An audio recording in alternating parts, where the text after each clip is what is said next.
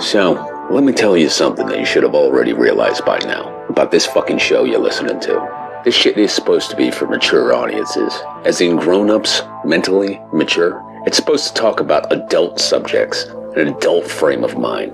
It's not fucking that at all. This is two emotionally regressed, broken half-wits pretending to offer insight on movies. All they really offer you is an endless sexual perversion and a laundry list of personal paraphilia issues. You can make your own choices in life, but you have to choose this as entertainment. You know you're better than this. You have to know you are better than listening to Cinema Psyops.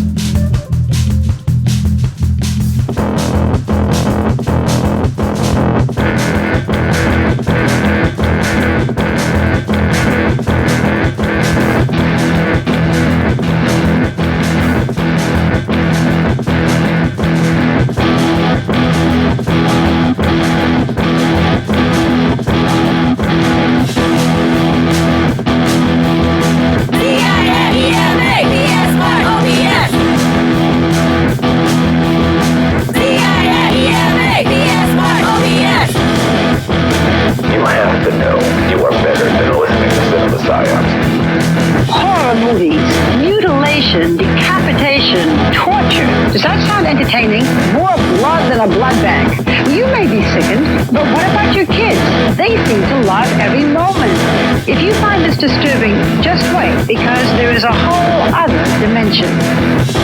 Do you know what your children are watching? Well, parents and psychologists are very concerned. Fair warning, though, there is some graphic violence in this, but we say that for you, not your kids. They've probably already seen it.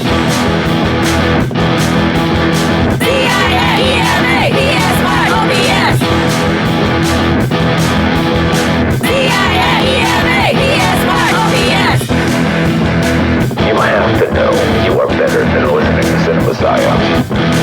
I like gore.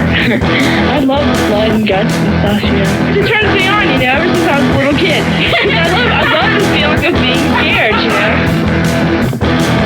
Kids call them slasher or splatter movies, and they get together to watch them at gross sound parties.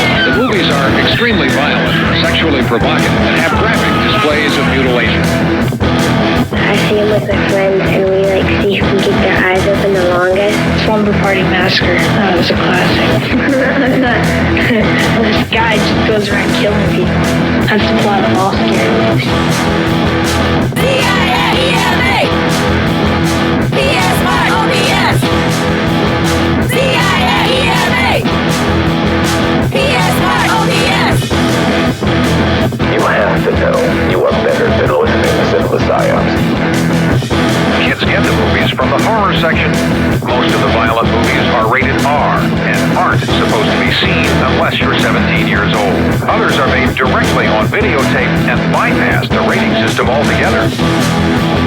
C-I-A-E-M-A P-S-Y-O-B-S C-I-A-E-M-A P-S-Y-O-B-S C-I-A-E-M-A P-S-Y-O-B-S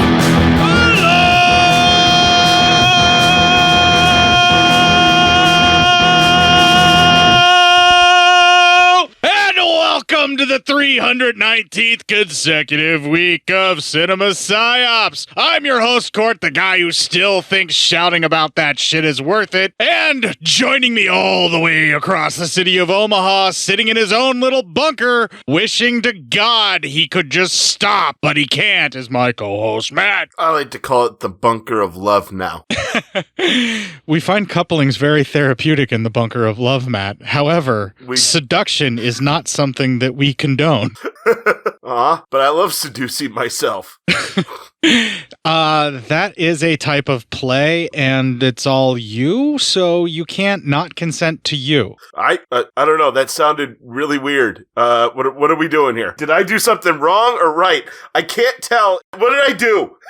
All right. Well, first of all, if you are into kink shaming, you filthy fucking animal. Ooh. If you're not, you've done nothing wrong. You're fine. Oh, okay. Either way, I feel good about myself right now. I don't know what just happened. Oh, Jesus Christ. Okay, so this week we were talking about a weird, odd little gem that I found in 2001 myself by reading a Fangoria article, so I found it myself, Matt. Yeah. All right. This is not an impulse buy. This is not a buy this movie as a pack of other things from the distributor that is putting it out because you want to get another movie in this. This is a movie I specifically sought out on Blu-ray. Really? Yeah, I want to preface our review on this. When I knew that this was being released, I got super excited. People probably could go back in time. I got the receipts where I posted about it if they really want to go see it. That I was excited about it. So I'm going to frame my review of The Attic Expeditions with those statements about how stoked and excited I was to be able to get to see this on Blu-ray. All right. Yes, but I will say I still love the movie as much as I loved it when I saw it on DVD because I went out and rented this. This was a Blockbuster exclusive. I don't know if you were aware of this or not. Back when I was not. Yeah, Blockbuster got they're the ones who decided to release it, so it was only released in their stores, which made it impossible to get for like anywhere else for a really long time. So I rented the DVD at a Blockbuster because I remember reading about it in Fangoria, and I was super interested in it. I liked the ideas. I liked all the kind of, the behind the scenes photographs that they had and all that stuff. And like Fangoria really has a way of making everything sound fucking awesome. Like you could be reading about Godzilla 1998. It sounds awesome in Fangoria. Yeah, like in Fangoria, they have a way of making you think that maybe Matthew Broderick isn't going to be the worst fucking thing in a Godzilla movie you've ever seen. And then top it again. To that fucking Godzilla. Right, compared to like that Godzilla and the CG and all the other stuff. Like they have a way of making you think the stuff is like going to be way better than it is. Yeah. I don't know how they do it other than they just write about it and show me photos. Huh. Well, I mean, everyone's got to do something.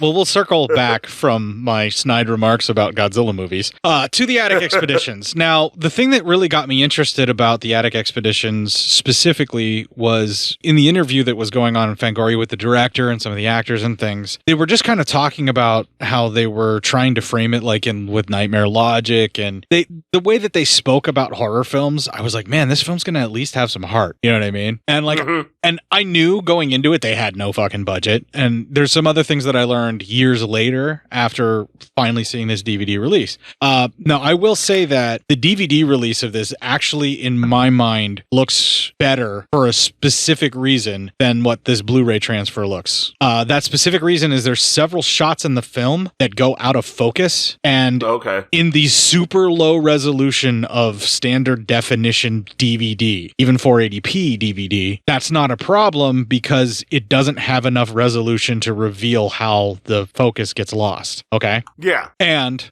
there are sequences in this film where watching the Blu-ray transfer, I'm like, holy shit, this is really out of focus. There's also a lot of things you see in this that I bet you didn't see in the regular DVD. Right. Because even I noticed some shit. Right. So what I'm saying is, with less resolution and seeing it directly on DVD or VHS tape when it was made, which is early 2001, and you could have possibly seen it on VHS back even then, although DVD was much more prevalent. But having seen it in that resolution, those rough edges that we're probably going to both be pointing out, because I'm sure you saw all the stuff that I saw too, it's fine. But those very, very rough edges were not noticeable because you didn't have the resolution. You couldn't make certain things out. Now, having said that, despite the rough, coarse nature of it, what this is to me is an unsanded sculpture. You know what I'm saying? Like, I can tell what it's gonna be, but I certainly don't want to touch it because it's gonna hurt me. Like, it's shaped, it's ready to go, but it hasn't been polished, and it isn't like it's not quite finished. It hasn't been sanded down after like all the wood carving or whatever to make it smooth and safe to touch. Like that's how it feels. Like it feels slightly unfinished in certain aspects, and I will totally admit that. So it's really interesting to watch this with a more knowledgeable mind in filmmaking than what I was even 20 years ago when this was released, and it's also 20 years old. So this is a direct to DVD, pretty much Blockbuster exclusive upon its first release movie from 20 years ago that we are now reviewing a Blu-ray of. Wow, that's pretty amazing. A Blockbuster exclusive. Pretty much. So there's really interesting sort of history and pedigree and all of that kind of stuff. And I want to move on to one more thing about the film before we actually get into actually doing the review and talking about it that I wanted to bring up. And it's something that you usually bring up, but I think I've kind of left you dumbfounded because I'm just like throwing out a bunch of different stuff like I'm on crack, which I am. I mean, I can tell you must have just gotten your new batch in. Yeah, it's good stuff too. Yeah, man, it sounds like it. But anyway, the horror pedigree and the cameos that are in this film, the people that they have showing up in the film that have been in a bunch of horror films or we've seen in at least a few or a handful before this is really incredible. And what I was talking about in the interviews and stuff and the people that they're putting in it and the way that the director and some of the other folks that were making it were talking, you very much get the feeling that they have a love and healthy respect for the horror genre. And that's what made me want to watch this film. And that specific love is still very much there and still very much apparent. And that's the sculpture that we're seeing. And I really, really want to dig in and talk about that because there is heart to this film that I will defend. But there is plenty of other things that for a first-time filmmaker... All I know is it's got Jeffrey Combs in it. Wayne Yung from Star Trek Deep Space Nine. Loved it. Right. And okay, it is a first-time writer as well, if you can believe Internet Movie Database, because it's never wrong about anything ever. So. He was also the Question in the Justice League cartoons. Yes, Jeffrey Combs is the fucking man. I love him for multiple reasons. His voice is just next level everything to me. He is just an amazing actor. Instead of just talking around all of this stuff, let's just dig in. What do you feel? Fucking A, let's get to going. Oh, last thing, the music this week for the people listening to the Pirate Radio edit, you get all of the metal music that the producers forced into the movie against Jeremy Kasten's will. Yeah, because they're all... I thought a lot of that like metal music seemed so eerily placed, like not well placed. Right. Okay. And also, I just want to say that for the folks that are on the main feed, you get the treat of the actual score of the film because the Severin Blu-ray release came with the soundtrack on CD. Huh. And now it's time for that fucking break. This'll keep it quiet. Oh, hi there. I didn't see you. You caught me cutting a new show. I'm Bo Ransdell, and I'm one of the many creators you can find on Legion Podcasts. I said quiet! My fellow podcasters and I work hard to bring you the best in horror podcasting, but that comes at a cost. Wouldst thou like to live deliciously? Not that, but also yes. No, what I'm getting at is that there are server costs, costs for good microphones and software for editing, all the things that make our shows, fun to listen to. And you can help. If you're enjoying the shows on legionpodcasts.com, or in the Legion Network available on iTunes and Stitcher, just about anywhere you can download a podcast, really, you can help us out and get a little something for your trouble at patreon.com/Legion Podcasts. For just $2 a month, you get a pair of movie commentaries exclusive to Patreon, and for $5, you can also join us for a monthly screening of a movie. All of that available on patreon.com/Legion Podcasts. We appreciate it, and thank you for listening. Now, back to the cutting room. Oh, that is some fucking hardcore, grindcore, crazy-ass motherfucking shit right there. That's some fucking metal, man. That is Bonehead from Naked City. That is, like, hard to listen to fucking grindcore. They intentionally make it so discordant and just so hard to just fucking deal with. There's a pocket of grindcore that I can get into that's like that, though, and I'm good. I'm solid. But there's a disproportionate amount of grindcore in the Attic Expeditions, but luckily I don't think any of it's in the trailer. Do you know anything about magic? Magic with a K? This summer, your worst nightmare is about to become reality. I'm your doctor, Dr. Eck. What's happening to me? You have been in a coma over the last 4 years. You were committed to my care as part of your sentence. What did I do? Her name was Faith. You murdered her at a magical ceremony that went awry. This is my house. I like to think of myself and my patients as a family. Trevor, you're okay. A man who knows how to talk to a lunatic. Amy is crazy. I'm not crazy. You're not crazy. How are things so far? Honey. This house, it reminds me of someplace I used to live. Wonderful. But you still don't know why I'm in here. You're the guy I'm supposed to trust enough to confide in. You ever go up in the attic? The attic is shrouded in mystery. And the nightmares last night? You've always lived in the house, Trevor.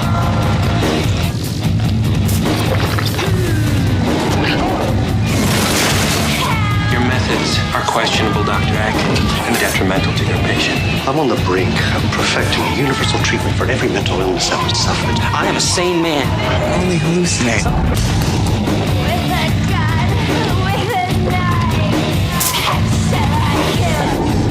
kill me, then there'll be nothing left but you, hallucination.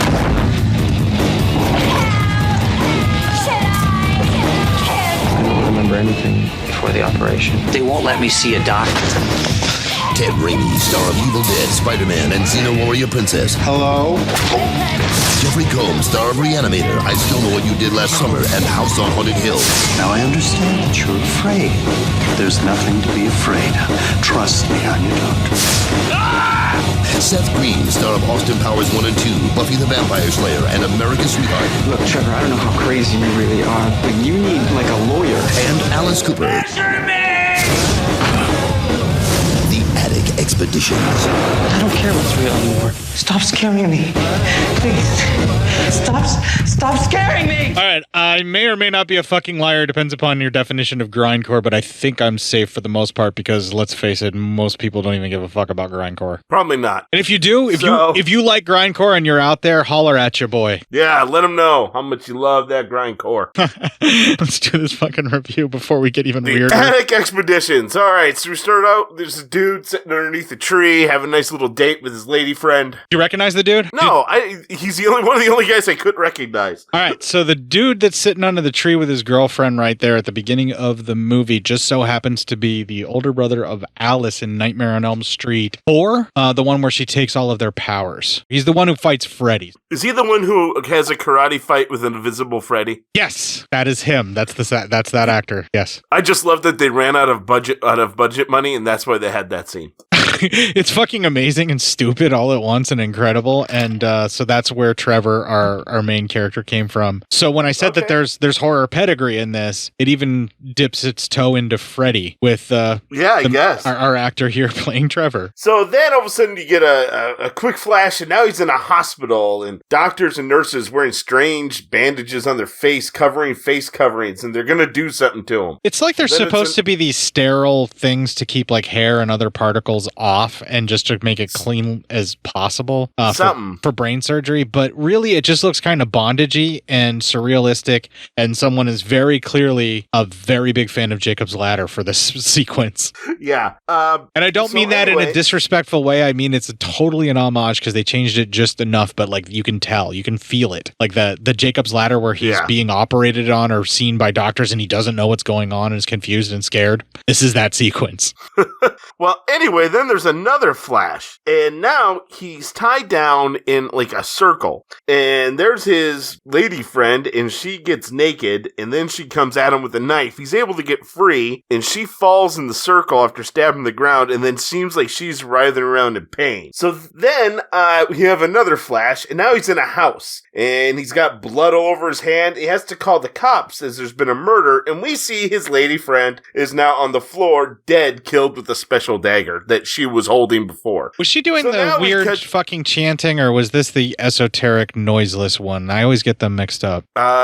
This one she did chanting. Okay, that chanting is also super fucking creeping and disheartening and unnerving. And it's like, you start the movie like this and you're like, what the fuck? What are we doing here? And then, because then it keeps, it's not so much, I don't know if we're jumping time, but I know we're jumping sets. And I'm like, this is always a danger for me. And it's a danger for anyone trying to actually do a movie review, I think. I'm sure, I wonder if Siskel and Ebert ever went through this when they were alive. Is when, like, a movie jumps multiple sets in like the first 5 minutes, you know you got a time jumping movie, and you know you're absolutely fucked when you're going to try to, convey what's going on to your audience. I like the way that they're doing that, because what they're doing is, I mean, magic, you were supposed to live outside the rules of time and space. So the film itself is showing you these characters interacting as they are currently experiencing whatever is going on at whatever point in time, at whatever location, and it doesn't even matter. And it's really kind of weird, and it's hard to get a grasp on what's going on,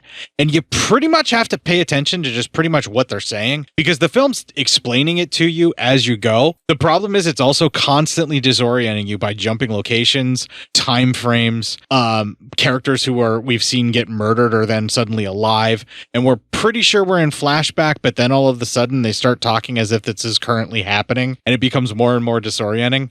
So you just have to be like, well, when you fuck with magic, you experience life without the confines of space and time, and therefore it's kind of like a punishment while it's kind of wonderful, I'm guessing, is what this film is portraying. You think. you hope that it's something like that. Right. So anyway, then we cut to a hospital. He's sleeping on a cot, and these two nurses are talking about how, he won't wake up, but if he does, he'll have lots of questions. And just on cue, he starts waking up and not really knowing where he is. Then we cut to the entrance of this hospital, and Sam Raimi's little brother comes walking in with Alice Cooper, who is obviously very disturbed in this movie. You could have just stopped with very disturbed. Yeah. And I love Alice Cooper. Everybody back down. I'm paying tribute to the man. He's a fucking genius. He is. And he plays disturbing well here. And so, the guy says, I'm a doctor and I think you've lost a patient. And then the actual head lady calls in two, walk-in patients. And the guy's like, no, I'm a doctor. And they're about ready to take the guy away until a nurse recognizes him. But also, there's important business. He's awake. That's all they keep saying. Like I said, they're going to take this other doctor away. But of course, this nurse recognizes him. Then we see the doctor, the main doctor of the building, Dr. Elk, who is told that he's awake, and as they're leaving, he meets up with this young doctor who they finally, figured out is an actual doctor, and his name is Dr. Coffee, and they're there to work together on this one patient. So then Dr. Elk, he actually meets up with, we find out this man's name is Trevor, and it's in our first clip. Do you think you can stand up? How do you feel? I'm your doctor, Dr. Eck. Trevor Blackburn. We meet again. I think I feel okay. I don't remember what happened. Was there an accident? What do you remember, Trevor? I think I remember there was an accident. A horrible accident. What year is it, Trevor? The date. Do you know the date? 2000. I'm afraid I have some very bad news for you, Trevor. It's 2004. The year's 2004. November 23rd, as a matter of fact. 2004? Yes, I'm afraid so. I've lost 4 years? It's 2000. I think that you should come with me now. Yeah. You mind if I smoke? I don't think so. It's a vice, I know. It's also against hospital rules. It's my hospital. My rules. Even so. So, Mr. Blackburn, tell me what you know, or think you know, if you can. I think I can. My name is Trevor Blackburn. Doctor, what's happening to me? Watch carefully. Trevor, you've been a patient at this institute for a little over 4 years. It's a private sanitarium, my sanitarium. We are a hospice for the criminally insane, Trevor. I'm afraid that you were committed to my care as a result of an involuntary court order as part of your sentence for a capital crime. I don't remember any of this. What did I do? Please, in time. When you first came here, Trevor, you were raving, violent, unapproachable, untreatable. I decided to operate. You understand? Go on. Well, the operation should have been routine. Unfortunately, we had to use an anesthesiologist not from this facility, and you suffered an allergic reaction. And as a result, you have been in a coma over the last 4 years. None of this sounds like anything that would happen to me at all. But I guess I wouldn't know. Could you please tell me what happened? You were engaged to be married. Her name was Faith. Bought a house, paid cash. 6 months after you moved in, you murdered her in it. I questioned you to determine your competency to stand trial, and you claimed to have authored or to be in possession of some sort of magical book. Ringing a bell. I guess so. Couldn't place the image in its proper context. You believed that you committed this crime as a result of some sort of magical ceremony that went awry. Isn't there anything else you can tell me? What about family?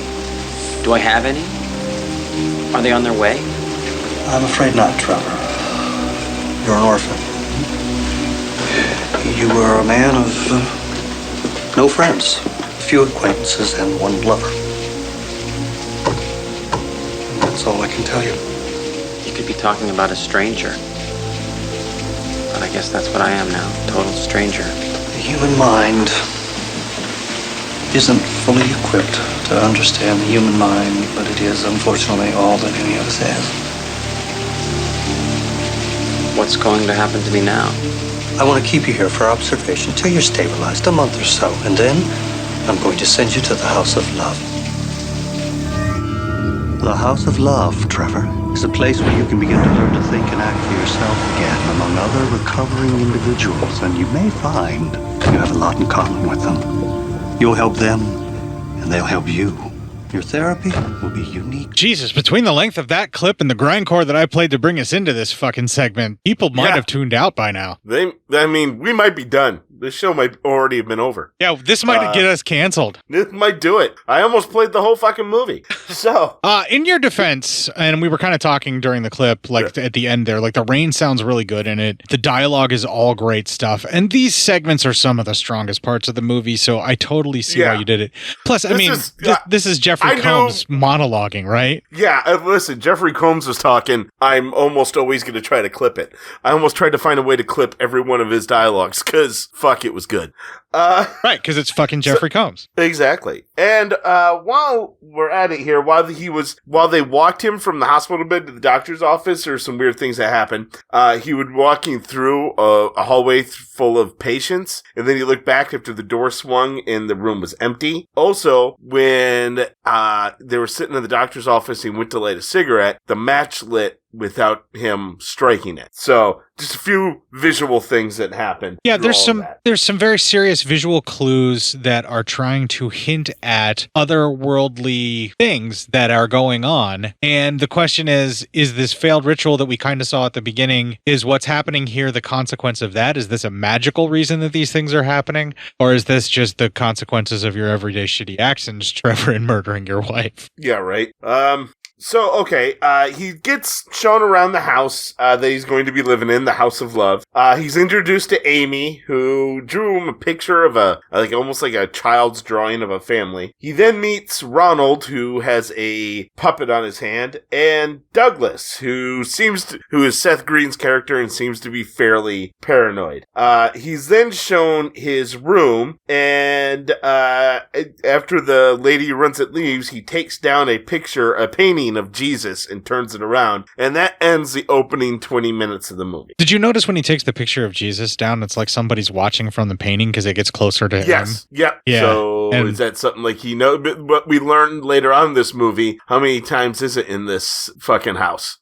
Yeah. Right. Okay, so we're being set up here to see that Trevor did something that caused quite a bit of a stir beyond just murdering his wife. And this entire extremely expensive experiment that they're doing was specifically... He killed his wife, and that he talked often about a book when he first came there, and that they did a surgery on him, and that the reason he's been in a coma is because of an anesthesiologist who was, helping out, and he had an allergic reaction to it. Okay, right. All right, so let's back it up. So right now, Trevor could be suing the shit out of these people. Yeah. Anybody that was involved with whatever was supposed to be happening. But he's given like this halfway house thing for the mental institution that he gets sent to, this House of Love. Do you feel like Trevor was convicted and basically sentenced for like a mental. I have a feeling like, the declared legally doctor insane or something. I have a feeling the doctor stated to get Trevor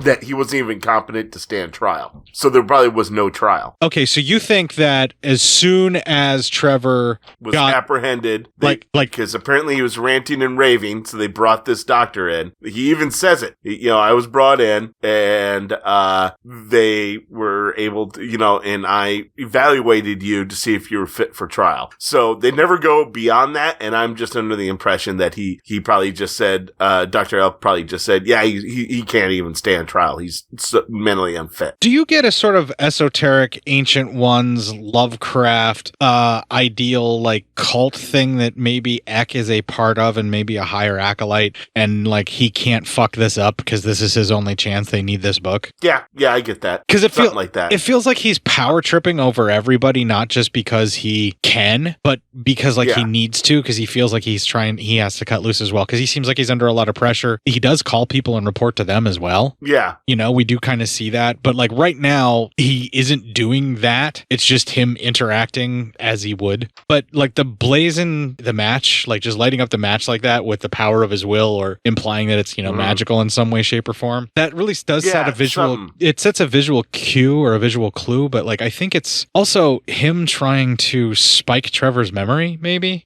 I think it's definitely that, because he needs Trevor to remember things. And I don't know if it's happened yet in the film, because like it doesn't matter how many fucking times I watch this film, The Attic Expeditions, I don't know where I am in the film while I'm watching it, and I forget what I just saw right after I'm done. Yeah.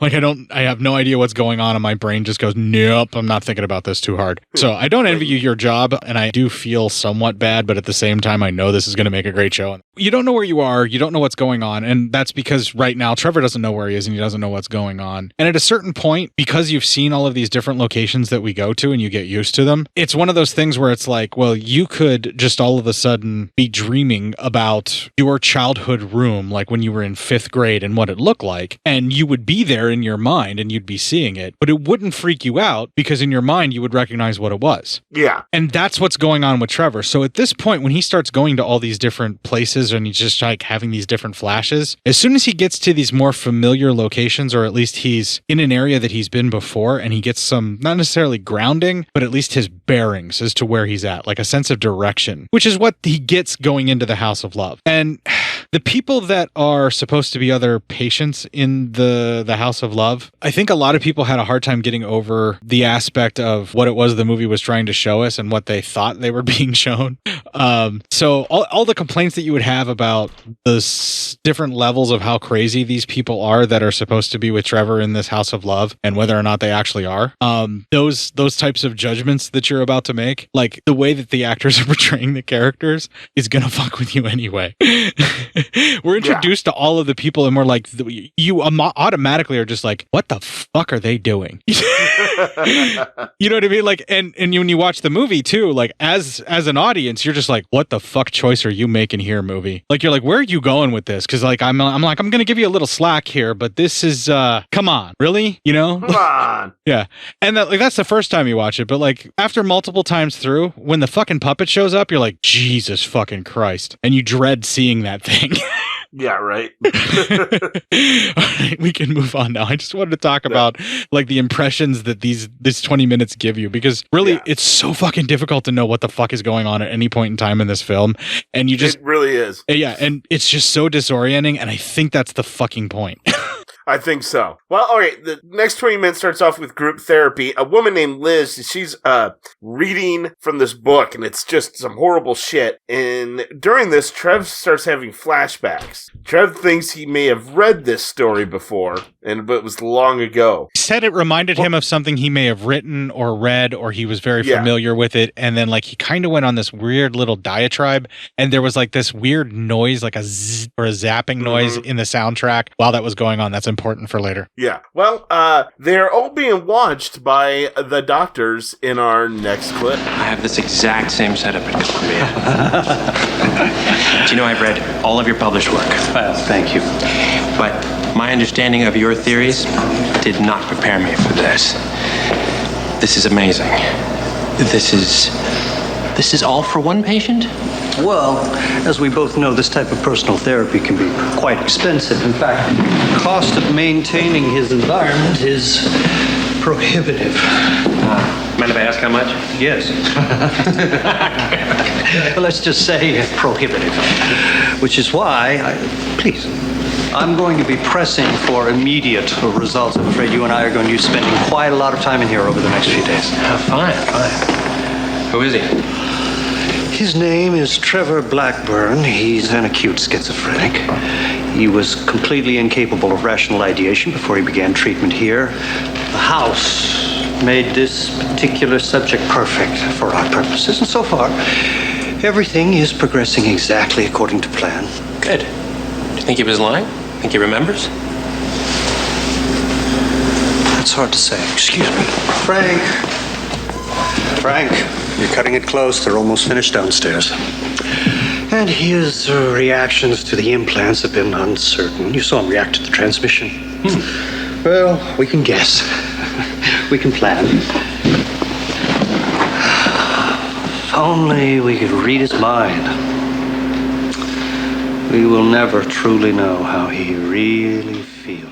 So now we find out there's implants in his head. Or so we think, but then again, are we seeing the results of the implants in his head, or are we seeing implants in his head after he left the hospital? I have a whole idea about what we're seeing, but I gotta wait until this movie's over. Right. Or to the end. Right. Okay. Yeah. Okay. So you're kind of grogging what I'm going after here too. We're good. Yeah, I have a whole idea about what's actually happening here. All right. Cool. Samesies. Moving on. All right. So then Trevor, he can't sleep one night. He goes into the game room and he talks with Amy and Douglas. Amy says she finds Trev's attractive, and Doug is trying to move a spoon with his mind. Can we talk about how she says she finds him attractive, where she says he's the most handsome man, and she tries to make herself very childlike and innocent, but like in a seductive way, and it's kind of unnerving. Yeah, it's really unnerving. Yeah. It's not fun. Extremely uncomfortable, man. Not cool. Yeah. Wow. Yeah, no kidding. This movie will do whatever it takes to fuck with you. It does not care. Yeah. Anyway, Doug kind of pokes fun at Amy for being crazy, and she says, I'm not crazy. And then she said she's going to go make Trev a homecoming gift. And he was like, a homecoming gift? That's weird. So anyway, he leaves, and Doug warns, he kind of warns, he does warn Trev that he should stay, keep as far away from Mimi as he can, because she can be bad news. Yeah, he's like, remember, she is also crazy. He's like, remember, everybody in here is also still a mental patient, my friend. Like, he's trying to totally be like a friend and talk to him, but he's also super paranoid, so he's like, I don't even trust you. I'm just telling you, you shouldn't trust them. But because he's such a paranoid douche, you're like, well, wait, is he just a paranoid douche, or does he have a point? And then you're also questioning whether or not this is actually happening to Trev, and what's actually making this all happen, and what's going on. And then you just keep getting layers and layers deep, where you're like, wait, is this the magical thing that's causing all of this, or is there something else causing this? How is this all happening? And before long, your head starts to hurt, and 20 years later, you do a podcast on said movie. Well, after all that, he's laying in bed, and he kind of hears this knocking, and he pops up, and all of a sudden his dead fiance, pops up right behind him, but then he pops up again like that was just a nightmare. He goes exploring for the knocking, and he finds a way to an attic. And after he gets into the attic, he hears the knocking coming from this chest. He opens up the chest, and a bloody hand drags him down into there. They do build some tension with this sequence. Everything that you described actually does happen, but they do this in a very slow manner. It's very slow. Yeah. And it's also extremely creepy because it takes the time, because he knocks on the chest, it knocks back the same amount, so he knows there's some kind of sentient being on the other side of this thing. And the entire time you're telling yourself, don't you fucking open that, you fucking idiot. Yeah, right. And then he fucking does it, and then you're like, don't put your hand down in there, you fucking idiot. And then he does it, and it takes a while, but then a bloody hand drags him out, and you're like, I fucking told you, you fucking idiot. Is this what Court was saying when he first watched this movie? This is what Court says every time he watches this movie. All right. So the next day, Doug comes over to talk to Trevor, and Doug at first tries to kiss him, and Trevor's like, well, that's not what I'm about. Then, can we just talk about like how progressive that actually was, where he pushed him away, and it was like, he was just basically like, look, I'm not into you like he that. Doesn't freak out about it. He's just like, whoa. No. Yeah, I mean, it's a unwanted, not sexual advance, but it's still an unwanted amorous advance that, yeah, and he didn't... But then Doug never pursues it again, so he doesn't push it. So, I mean, it's... Right, but also the way that Doug did it was a bit, it's a bit too much. Aggressive, yeah. You just met the guy yesterday. Yeah, I think I think, is this another test? Because he's such a paranoid fuck, he wants to see what's going to happen? Yeah, maybe. Well, anyway, they talk more about Amy, and Doug says the reason Amy's in there is because when she would have sex with guys, she would then turn around and falsely accuse them of rape. And one guy got even put away for 6 months. And now, but that ended, they finally caught on, and that ended her in the clinic. And he says she's not your type. And Trev says something that actually makes sense. He goes, listen, you don't know me. And he goes, I don't know me. Neither one of us know what my type is. And I'm like, oh, not bad. That's pretty good. Yeah, he has a definite point here. And we need to come back and circle back around to Douglas telling this story. He trusts Douglas because Douglas seems like somebody he can trust because Douglas doesn't trust anybody else. But all of a sudden, Douglas starts sharing all this information with him because he wants to educate him so he'll be paranoid like him.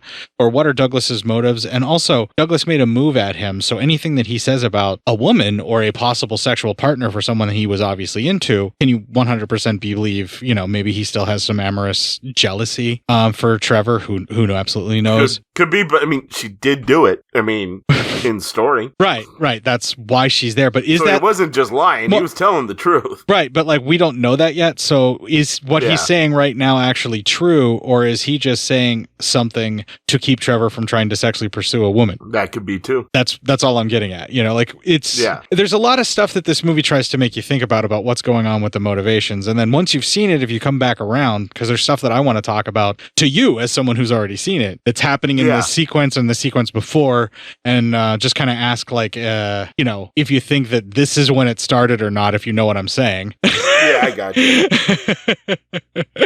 Yeah, but that's the problem with the film. Nudge, nudge, wink, wink. Yeah, and that's the problem with the film is trying to discuss it. There's multiple layers of stuff that's thrown at you that are kind of hinted at, and it's really brilliant because you get to choose your own adventure every time you watch it. I'm giving the filmmakers way too much credit for that, but if that's what they intended, then they fucking nailed it. But if they didn't, my thing is whatever I want to believe is going on at whatever point in time, whenever I watch this film, is exactly what's happening. I can change my mind as much as I want and make up my own story and make it more interactive to watch this film, and that's what I enjoyed about it. There you go. I mean, hey, fuck it. Yeah, and there's pick your own way of going about it. Right, and do you disagree that there are there's that many possibilities that you can think of in a bunch of different ways? Yeah, there are a lot of possibilities out there for this movie. Yeah, it's another one of those it feels like they're kind of dipping their toe in the phantasm idea of making it super surreal and making it kind of questioning your reality. The only difference is this film completely detaches from trying to have a through line of a character's experience because the film itself is jumping around. It's kind of like what they did to us with Reggie in Ravager is kind of similar to what's happening in Attic Expeditions is what I'm getting at. Kind of where it's an unreliable narrator in the story, and therefore all the other things that are happening become even more unreliable. So true. Yeah. And it just, okay, strap in everybody because it's going to get weirder. This whole thing just doesn't get any better. I mean, less weird is what I should say. Yeah, it doesn't make it any more comfortable for you from this point forward. Yeah. So sit down, get comfortable, strap in, and grab your screaming pillows. Well, later on, he talks to the lead, the head mother of the house, and he keeps telling her that this place feels like home, and she has a very knowing look, saying that's good. Then he's outside Liz's room where you hear typing all the time. And Doug says, well, she's typing. She feels like she's typing everything that's happening right now. She's typing the world's story. And then all of a sudden, they hear the typing stops. And they both are like, well, that's weird. And they yell out to her, and she says back that she's proofreading. All right. So then... I love that sequence where he's like, what's she doing? I don't know. And he just pounds on the door. Liz, what are you doing? And she goes, proofreading. And he goes, there. Well, makes sense. And they're just they're not going to argue. And it's insane logic in an insane asylum, basically. Yeah. Well, then all of a sudden Trev sees Ron, and Ron calls him over to his room, and they talk, and that's our next clip. Trevor, I'm frightened. Frightened? Frightened. What are you afraid of? Ronald. It is Ronald, right? That's right. Ronald. And you're Trevor. Trevor? I don't even know her. I'm sorry. And I'm the professor. I don't know her either. Shut up. Just shut up, for Christ's sakes. This is important. There are some things I need to tell you, Trevor. Things you need to know. Take it easy, Ronald.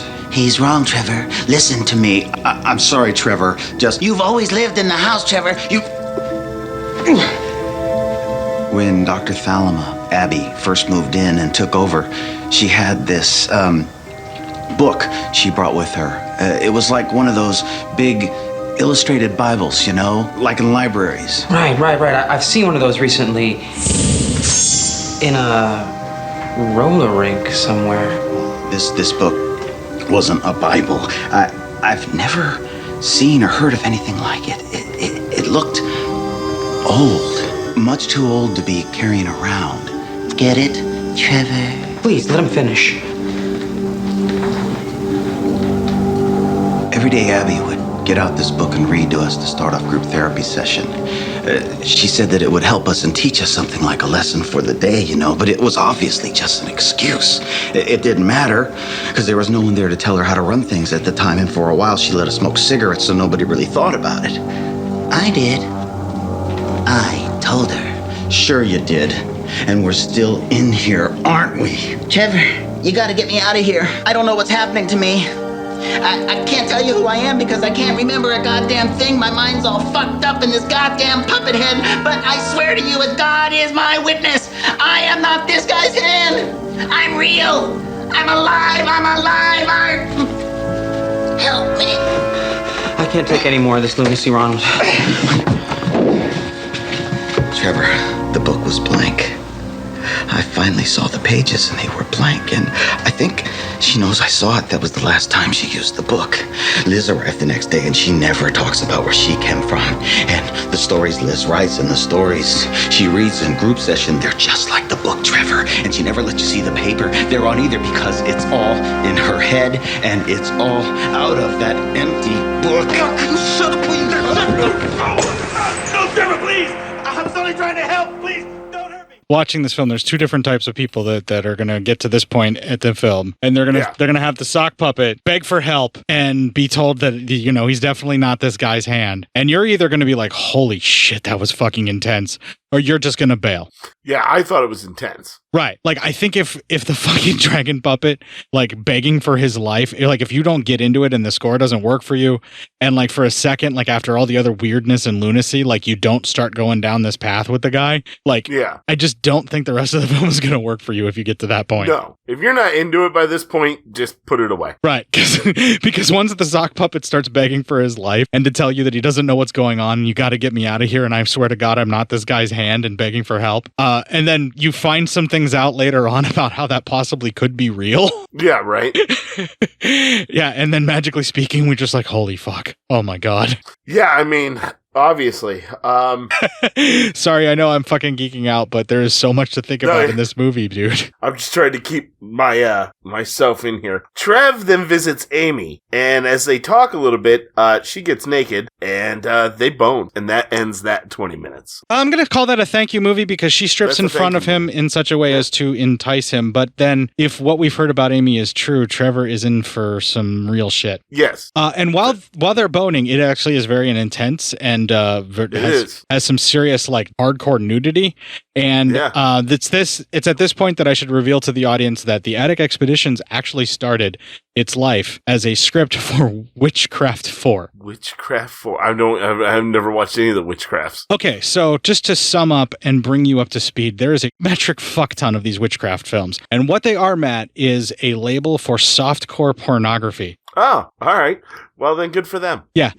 There's like 12 or 13 of them, and that's basically what's going on. So when you see the sex scene as you do, and, you know, it gets like it does, I just wanted to point that out, that's how this film started. So when the eroticism comes in after all of the other stuff that is, like, really disheartening and confusing and scary, and then they play Black Acid Devil while they're having sex, and it gets kind of aggressive, and there's certain things that she says during it, like cover her mouth because she's going to scream. Yeah. And knowing what we know about Amy, and we're at this point, the eroticism becomes uncomfortable because it gets kind of an aggressive sex, and it's very, very, very like seriously thrusty. And at certain points, whenever Trevor is on top, it seems way more aggressive than, you know, you would do for the first time with someone that's in an asylum, especially if you thought maybe they had this problem where they would accuse people of raping them. Yeah, but you know what? The man, is thinking to himself he hasn't been laid probably in 4 years. So, I guess. Right. I guess you shoot your shot and take your chances.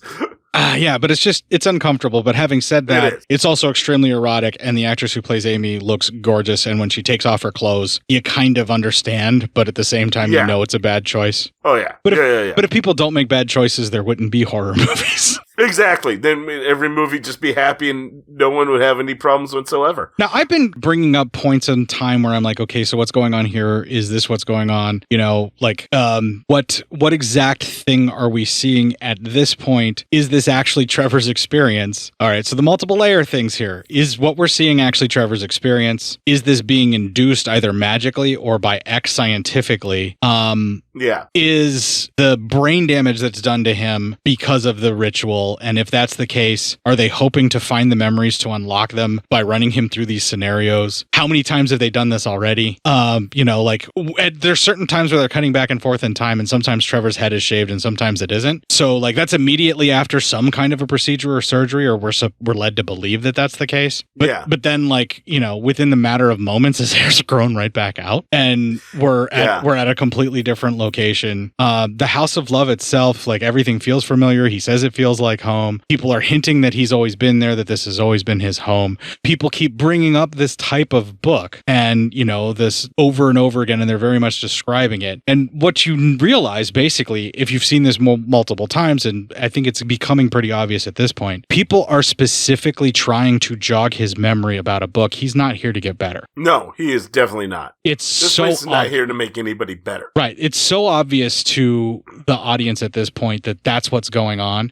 And it's interesting the way the filmmakers play this, because this method and what's actually happening is still so revolutionary that at this point in time, Ted Raimi's character is still super impressed because, Jesus, man, they're spending all this money, they're doing all this stuff, and it's like this new cutting edge technique or something that they're doing that's supposed to cure Trevor and make him better. And they're hinting at it that it has to be observed from this other location, you know, and that they're doing something that's so different. And then this House of Love idea that we're talking about, like, it's this place that he gets taken to, but it's also supposed to be a house. But it's a familiar place that he was when he was in love. It's the house that he and his fiance bought, or would-be wife, and they were married and they got this house. And then that's basically where the story starts. We've been told that a couple of different times. And we start to get the pieces together. And if you pay attention and if you think about it, you can kind of put it together in your head about what's happening. And I've read the plot line, what's supposed to happen linearly. It's actually on a Wikipedia page. Somebody took the time to try and put it together as to the chronology, like the timeline of how the order of events actually would have happened. Mm-hmm. But that's only the things that we are shown. And just like in Phantasm, we don't know if what we're seeing is actually what is happening, or if what we're seeing is the result of something else causing it from an exterior force. And that force may be scientific, and it may be magical, or it may be a mixture of both. It's pulpy as fuck. It's Lovecraft as fuck. It's Weird Tales magazine as fuck. I'm fucking in. Let's go. All right. Jesus Christ. Sorry, I fucking love this movie. All right, we start the next 20 minutes. He has a crazy dream where he's looking at this mirror, and it's like a flip mirror, and he sees, and it's like the back of him looking into a mirror. And he flips it, and all of a sudden, there he is with the top of his head cut off, covered in blood, and he's screaming. And he's holding a scalpel. Yes. He wakes up to hear Amy screaming, and he finds Ronald dead with his hand cut off that had the puppet. Good gore effect. Yes. A door shuts, and Trevor tries to get in there because he thinks he sees someone run in there. And the head lady stops him, says he can never go in that room, and admonishes him. She's also very violently throwing him against the wall, and we've never seen her like this because she normally has this very calm, matronly demeanor. And she totally goes like fucking, you know, you ruined my silent drape runners on him. Yeah, you fucking, I had great ocean sounds trying to go to bed to, and you just woke me up, asshole. So, you know, be quiet. I was on the cusp of orgasm and sleep simultaneously, you fuckhead clip. That's amazing.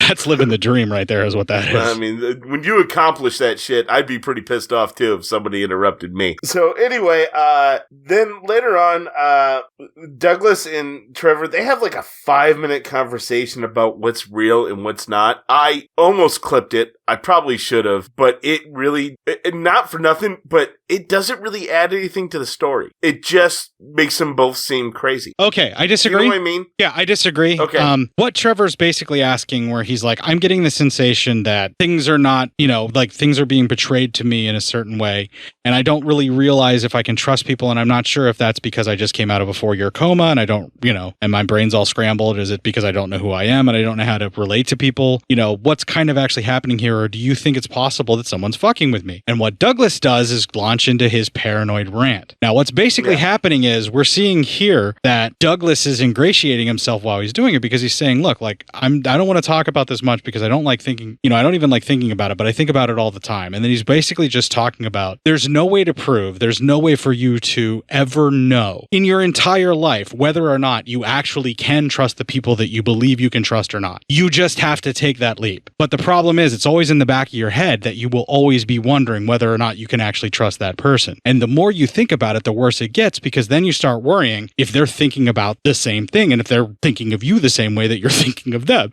And the anxiety and that stuff, it just keeps building up. And I think they do a really good job of that description. And what's basically happening is he's had an episode triggered, or supposedly an episode triggered, if once you know more of what's going on in this, that basically doesn't give Trevor the answer that he's looking for, but is just basically an episode of his own, and then he's like, and now that's your fault, because he's being very much Douglas. This is all Douglas has ever done. The problem is he got to a level where Trevor could relate to him, and now he's not. And that's because he's gone overboard again, and they're just trying to keep Trevor like on a back foot again. Like everything is just pushing Trevor a little more over the edge and disoriented, and just basically trying to break him down. It's like how a cult works to initiate someone into a cult. He's not sleeping well. There's noises all the goddamn time. There's weird shit that's going on. He's questioning his fucking reality, and he's reaching out for support, and he gets something that just tries to make it worse.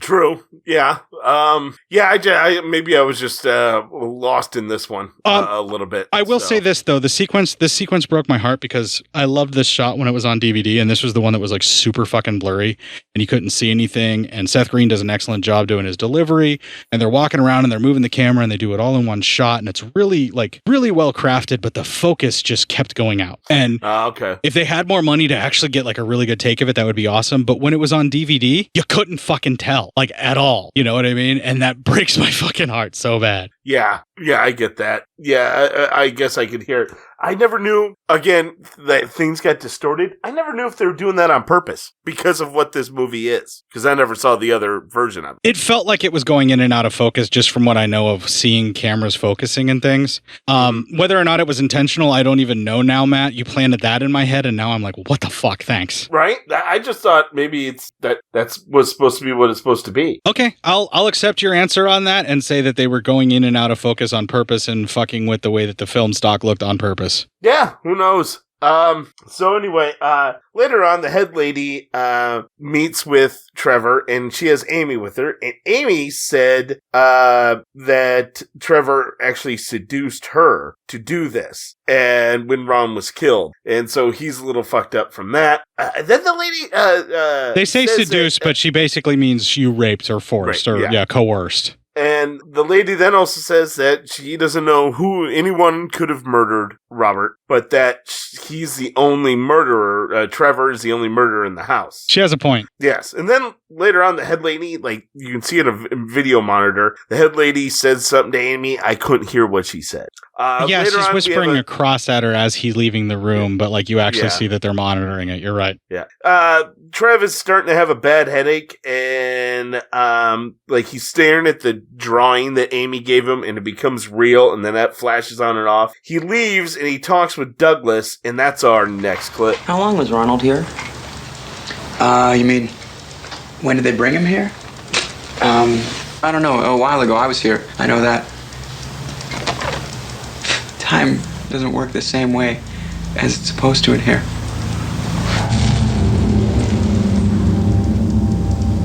Yeah, I know what you mean. So tell me, Trevor. Did you carve up our friend Ronald? You read a lot of books, don't you, Douglas? But, yeah, books are cheap. And the allowance my uncle gives me isn't enough to keep up with the kids' music, so I read. Do you know anything about magic? Card tricks? Ooh, hey, a rabbit. No. Magic with a K? Yeah, like casting spells, possession, like a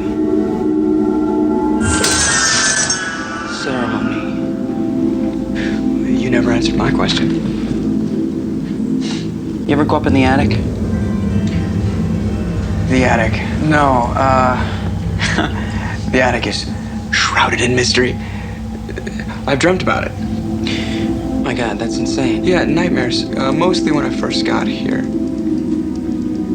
I was always, in the attic. In my dreams. Do you ever get the trunk open? See what's inside? I've had the same nightmares. It could be worse. If it's happening to both of us, then we know it's real. Unless somehow one of us is lying. In my dreams, the trunk was always locked, but there was something trying to get out. I got it open last night. Last night while Ronald was being killed? Yeah, that's right. Did you kill him? I don't think so. Damn, that got weird fast. Right? At first, I thought you clipped this just because they're drinking, and then once they get into the deeper discussion, I'm like, yeah, this is a better choice than that walking rant, because it advances the story. The walking rant just basically increases paranoia. Yeah, exactly. So then Trev then later on tries to talk to Liz, but she won't open up the door. Amy comes out and she wants to talk to him. He goes into her room, she tries to hug him, but he gets away. And she says the only reason she said she was raped is because that's what she has said for every man she's ever had sex with. So now they cannot say that he murdered Robert because they know for a fact he was having sex with her because she claimed he raped her. Right. And she basically says they won't believe that you actually raped me, but what they will believe is that you had sex with me. Right. That we were having sex at the time and that you're innocent. So she's basically like, I told the lesser evil lie or something along those lines. Yeah, she even says that. She told the lie that would protect everyone. Yeah, that's just really fucked up and weird logic, and it makes it really like I just would stay the fuck away from her if I was him. Yeah. That's a fact. Later that night, he and Douglas decide they're going to go up to see the chest. They're up there, and Trev can hear his fiance in there. And so he doesn't want to go near it. He's freaked out. Doug starts kicking it, and that causes pain in Trevor's head. He keeps kicking the chest, and harder. Did you notice the flashes of images when he was kicking the chest that would pop up, too, when they were doing the cuts? Yeah. Okay. Yeah. And then Trevor, all of a sudden, after the last kick, he finds himself standing at Liz's door. He demands that she opens it, that she's also taking his words, that he wrote those words. Everyone's starting to come out because she's making such a loud noise, and then we hear loud banging on the door. As the door flies off, we see Liz's dead nailed to that door, and we see a bloody trail leading up to the typewriter, in which then the pages in the typewriter is nothing but blood. And he starts freaking out that those are his words and that it's all fake. Then we see the doctor, as he's watching this, Dr. Elkin, he suggests he's going to give him the strongest hallucinogenic they have. And this is now where we see Dr. Coffee starting to turn, and he's like, I don't know if this is what's best, but that ends that 20 minutes. All right, so you have a patient who has been diagnosed as somewhat schizophrenic, and it is been shown that schizophrenics respond to hallucinogens well. Mm-hmm. So prescribing a hallucinogen for a schizophrenic, now this is just things that I remember from various media I've ingested, and I don't have any kind of a fucking degree, so I'm just going by believability factor in the movie. prescribing a hallucinogen while someone is schizophrenic for like alleviation of some of these symptoms, or even like for a type of therapy, that's not something that I've heard of that before. I've seen that in other movies, and it's also something that I've heard happens. I'm not saying that I know this from personal experience, I swear. But the most powerful hallucinogen that they have when he's in such an agitated and already like disturbed state, he's not just hallucinating, he's questioning everything about the nature of his reality and is just like completely just starting to go around the bend. But he's been exhibiting some very aggressive and somewhat progressively more violent reactions to things. And we know that he has murdered somebody, so this is not such a great idea. And the Eck giving him the most powerful hallucinogen that they have, I can totally see the concerns that Ted Raimi's character is voicing here. The way that Eck responds that we're about to discuss is really not that great.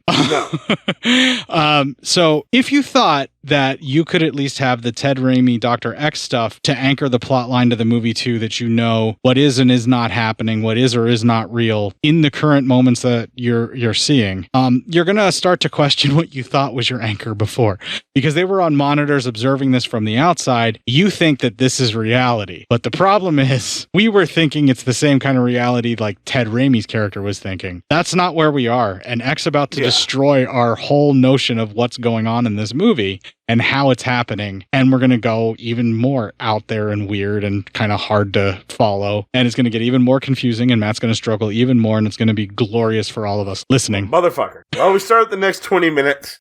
We see that he's actually being taken from his bed in one of the monitors. Then has a flash of a bloody surgeon hand adjusting the light. Then all of a sudden, Trev wakes up and walks into a hallway of the house, and the lights are swaying on their own. And all of a sudden, Faye shows up. She said she's here to take him away, and they're driving away. She says, "We got to finish what we started." And they get to the house. We don't get to see the house, but she says this is home. And he runs away. And then he gets caught in this hellish landscape of like, kind of just like almost like a suburb type neighborhood. But the landscape's hellish. And we see beings come like running out of these homes. And it's kind of just disturbing. And the disorienting music that was discordant and kind of really just made you uncomfortable. That was the song that I played, the 55-second song. Then the sequence was exactly as long as that song.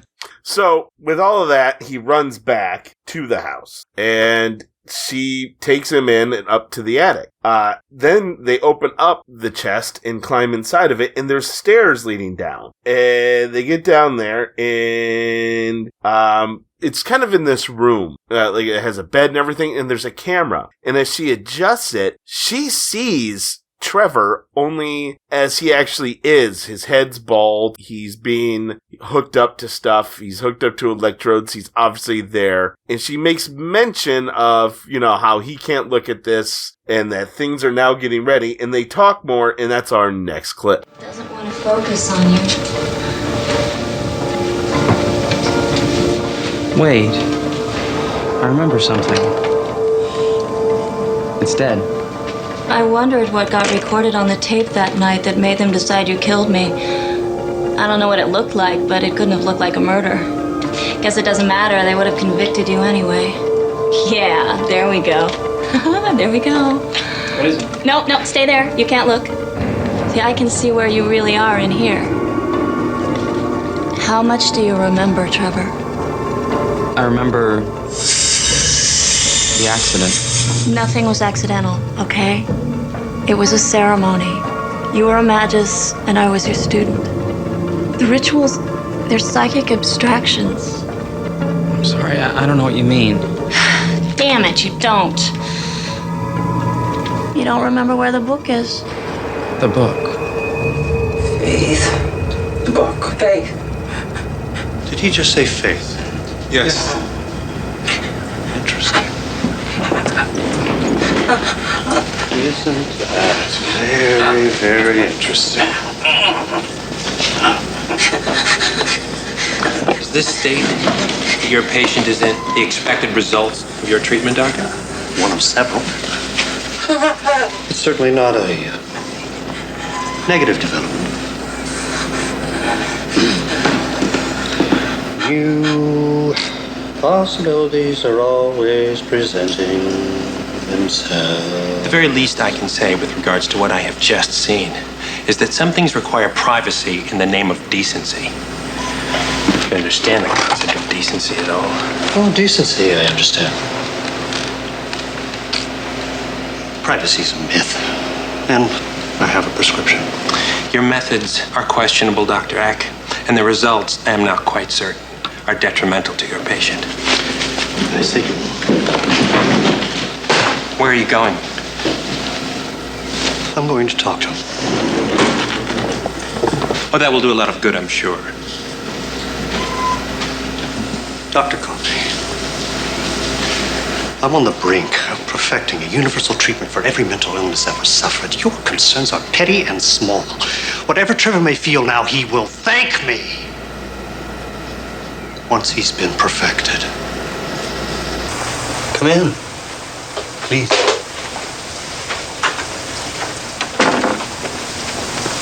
Sit down.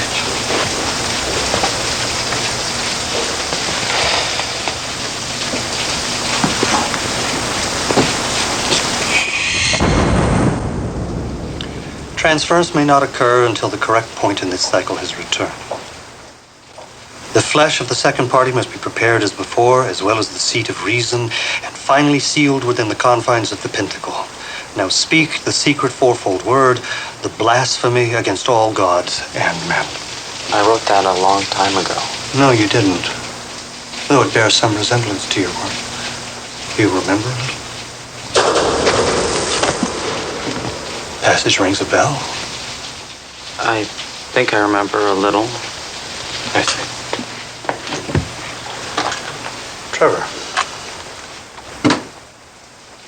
we'd like to hear your story again.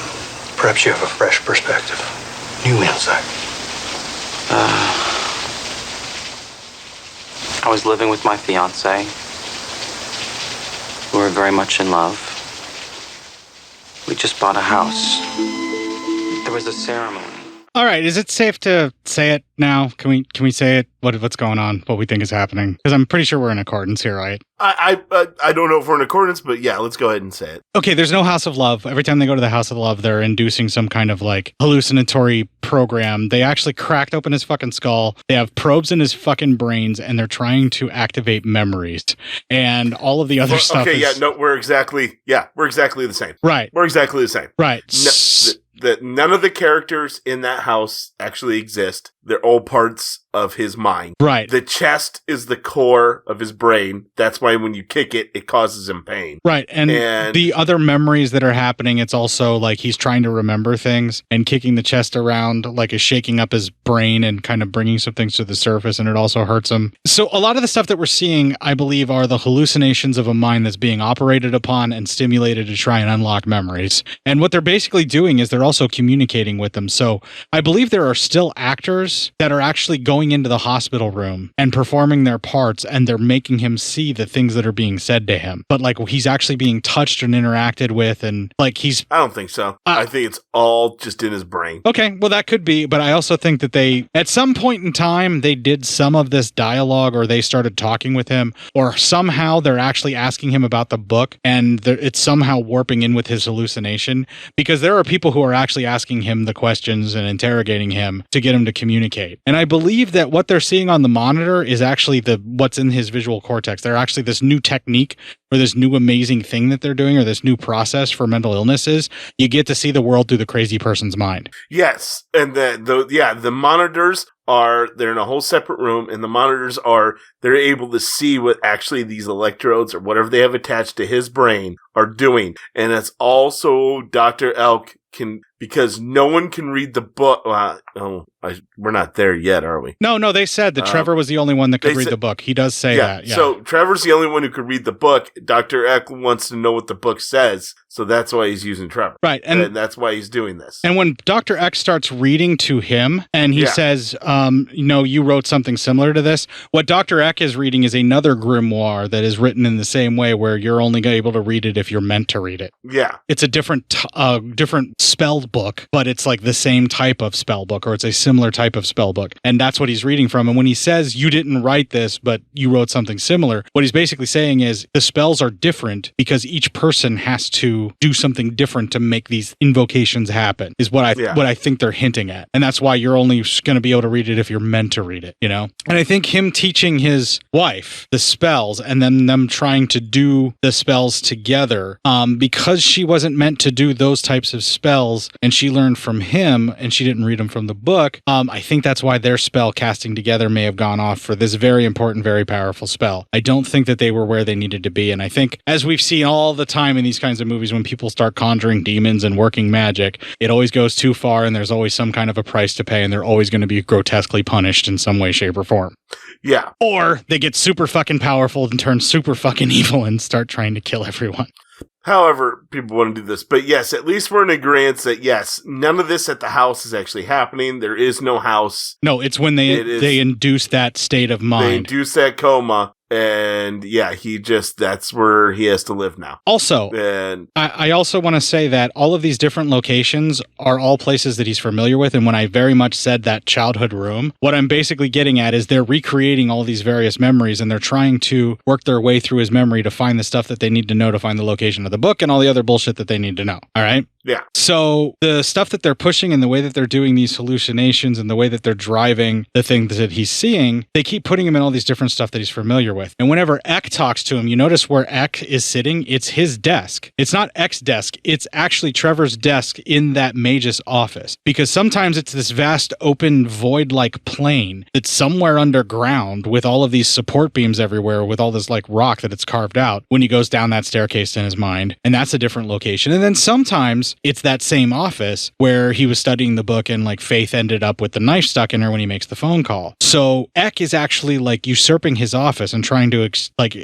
put some power over him to kind of force him to trust him. And like, he's like, oh, he remembers the desk. But I thought they were in a real clinic because that's where coffee was. Right. But when Eck actually speaks to Trevor, Trevor's still in that room with the probes. They're putting those images into his mind for Eck to talk to him. Okay. So yeah, Eck, they're not even in an office. No. I gotcha. Eck's office that we get taken to, it's exactly the same room as what we see Trevor in, like in his robe and everything in the office where he makes the phone call. It's the same curtains and everything. It's not just a reused set. What they're doing is they're triggering Trevor's office and putting Eck at the desk to make him automatically trust the things that Eck says, because this is a place that's familiar and he respects the desk and kind of remembers it and he feels comfortable there. But because Eck is behind the desk, so therefore Eck must be in charge right now. You know what I mean? But it's from a memory. So they're going into his memories and they're trying to access them and pull information out. So he may not even be talking to him. He may just be manipulating something to make this stuff happen and communicate with him. It may all be like things that actually did happen that he's just being forced to remember now.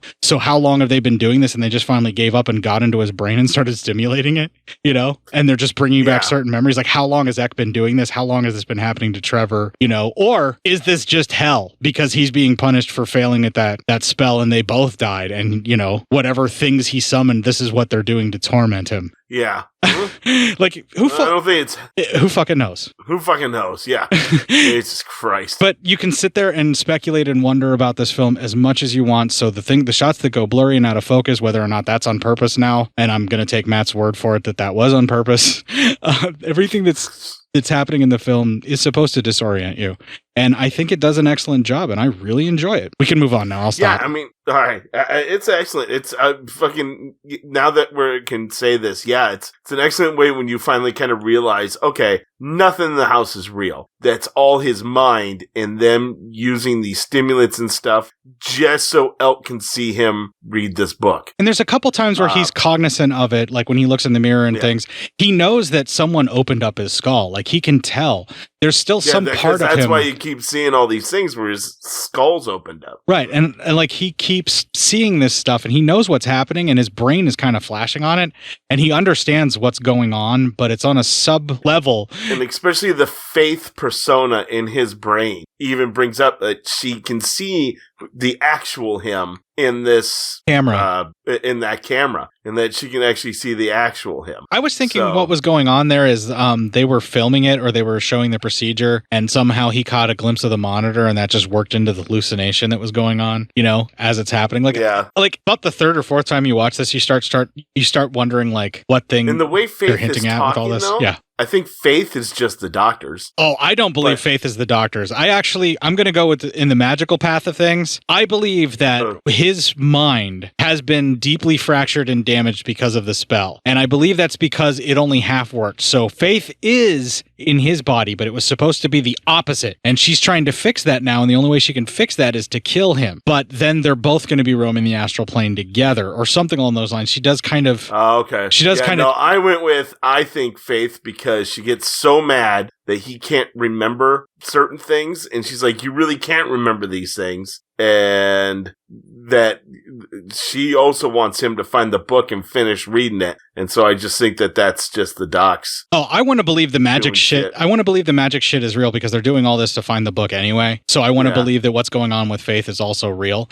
There are certain points where I will totally believe you that I think when he's interacting with Faith, I believe that totally is a doctor. But the stuff that's in that magic room, that very specific magic room, where it's just him and she's telling him like we only have a little bit of time. I don't think that's a doctor luring him away. I think that's Faith, like there's not shocking your brain. You're somewhat cognizant. Let's talk while you can, and then the hallucinogen makes it to where he's completely unaware of anything else that's going on. And so they're going to disregard some of the stuff that they're supposedly seeing, but maybe like he's not visually seeing something else or his brain just completely shuts down. And then it's like this spirit astral realm where his body, like his soul projects out.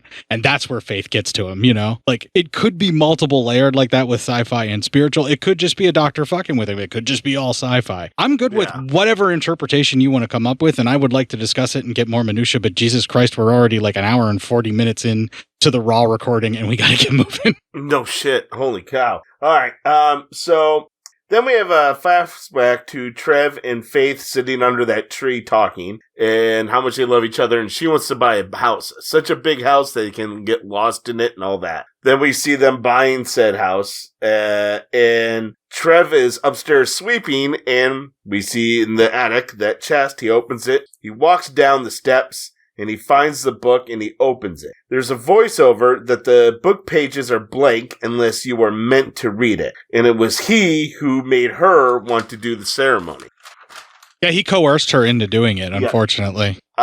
She wants to know where the book is and then also tells him that the house of love that he's in right now is actually his house. But it's their house. And you can tell the house that they you can tell when they're outside of it. You can tell what the attic thing, or at least you can kind of get the idea. So it's you understand it as they're already showing it, but she just flat out says it in case somebody out there doesn't get it. Doesn't realize what's up or what's happening. Yeah. Yeah, like if you haven't been paying attention to the architecture of the house and the very clearly same archway that he keeps walking through for the entirety of the film, then you're hopeless until she actually says, yeah, this was always our house, Trevor. Yeah. So there's that. Good on everybody if you got it. Everyone who's gonna get it. All right, good. Let's move on. Then it cuts back to them, and she's like, "I know I'll help you to remember." And they have some pretty hardcore sex, and this is one of those times where you see like maybe why it shouldn't be on Blu-ray or something. You can see him wearing his nude little onesie thing or bottoms so that he's not naked. You can say what it is. It's a fucking Speedo. It's a Speedo. It's a flesh-colored Speedo. The way they did some of the shots in this, it was a lot more obvious. They should have given the actress something similar, but unfortunately, it doesn't appear that they did for her. Okay. But the scene is basically just there to have a naked woman writhing on top of Trevor. That's what it's there for. And the spiral... And they played the fucking metal on top of that shit, too. Metal during sex scenes, I can see that would be very, disorienting and disheartening for you, but for me, it just makes sense.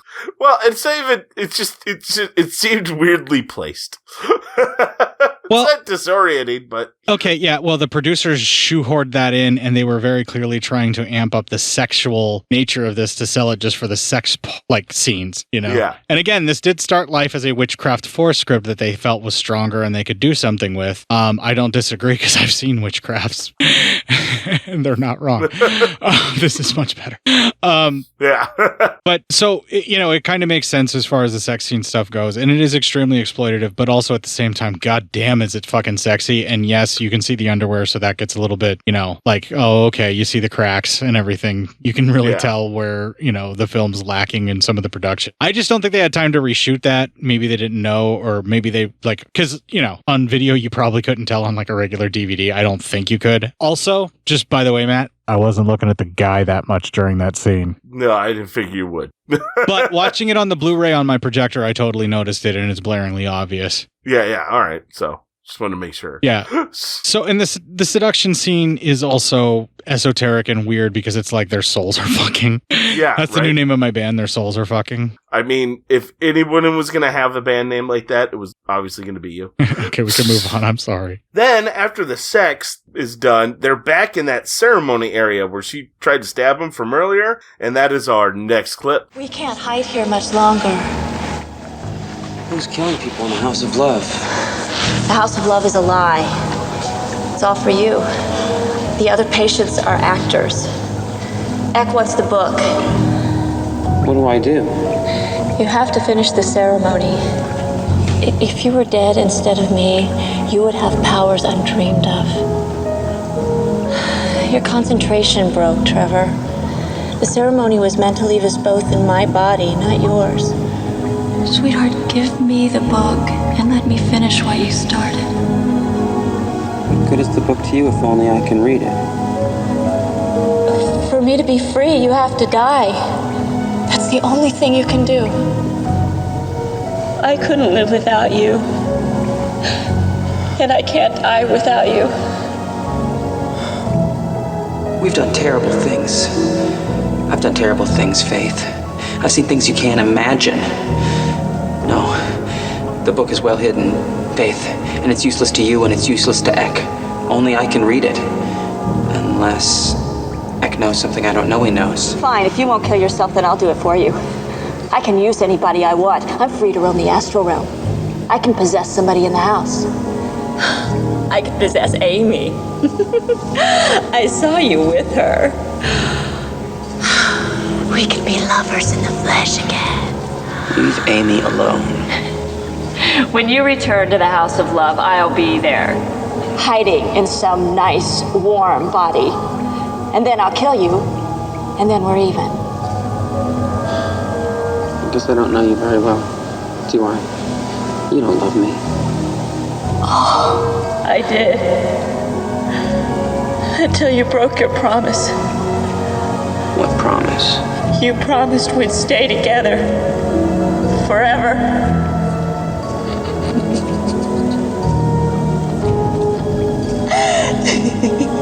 Trevor.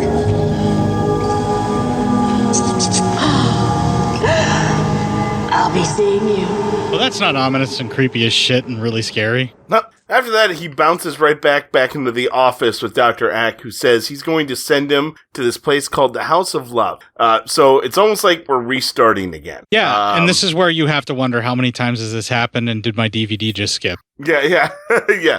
But it's obviously happened a lot. So they get there, everyone's acting like it's the same time, and yeah, they're acting like nothing fucking happened, and they're just restarting the whole entire scenario and hoping that Trevor doesn't remember because they think they erased his memory, I guess. Yeah, yes. Trev then, he's in the house, he breaks into the kitchen that he's not supposed to go into, opens up the fridge, checks the milk expiration date, it's still 2000. So it is not 2004, it is the year 2000. They be fucking with him. Yep. After this, we cut to Dr. Coffee. He's leaving. He's had enough of this. This is all horseshit, and he's going to report Dr. Elk. And Dr. Elk grabs him by the neck and puts his injection. I don't know what Elk injects himself with that he has a prescription for, quote unquote. But he takes it and he puts it in the guy's neck. He doesn't inject him yet, but he has it in his neck.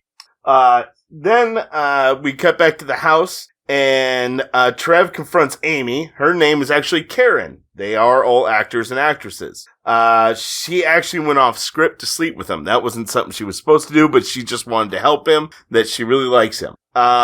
He leaves and then confronts the whole group, and he kind of admonishes the whole group in a group setting. And that cuts back to Dr. Ack is watching all of this with Dr. Coffee, and that leads to our final clip. I know you must be dying to ask it. Please, feel free.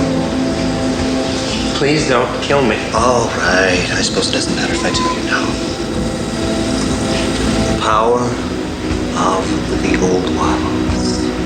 The dark forces, if you will.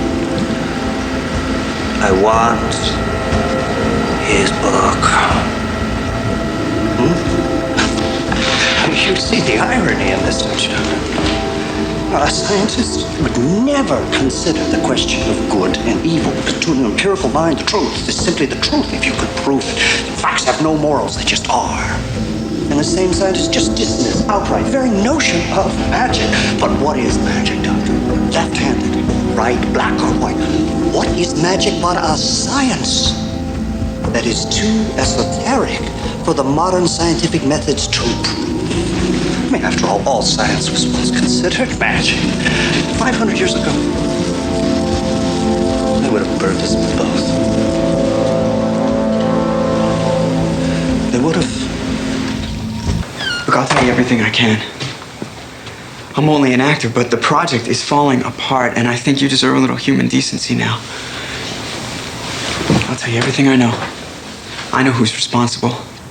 Eck. That's right, Dr. Eck. I only met him once, but since this whole thing started, he's been watching us all the time, watching all of us and making videotapes. It's over, though.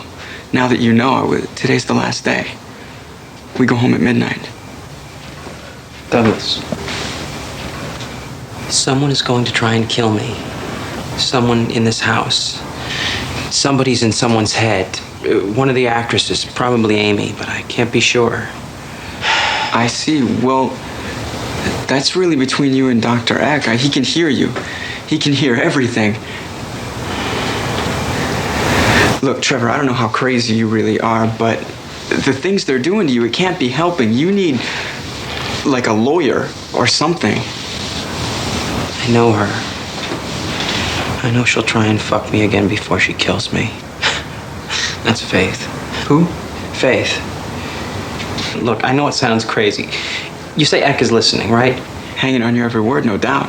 Great. Oh, but I must tell you, I'm too selfish to share my techniques with anyone. And once I have the book, I'm just going to be very busy. Oh, thank you, Ed. That's beautiful. Sadly, though, you won't be able to experience my techniques firsthand. Because, I should say, you will never be sane again to remember experiencing them because, Doctor, Ed, I have no further use for it. No, please. Jesus, man. Yeah, that was definitely had to have been a clip. That was perfect. I mean, it's pretty much Jeffrey Combs' last, like, real monologue in the movie. And it just shows just how depraved and twisted and just how far it goes. At this point, it definitely could be a cult. And there could be, like, this whole esoteric society of magicians that are working together to get all these books. And Trevor found one that he should not have had, basically, is what they're getting at. And they're just manipulating him to try and get it back. Yeah. Well, this actually cuts us into our final 20 minutes. All right. So right before we go into that final 20 minutes, let me just discuss the setup that they got here. At this point, do you start buying in that there is some magic going on, like magic with a K? Like there's some esoteric, weird, like Doctor Strange manipulating reality bullshit going on top of everything else?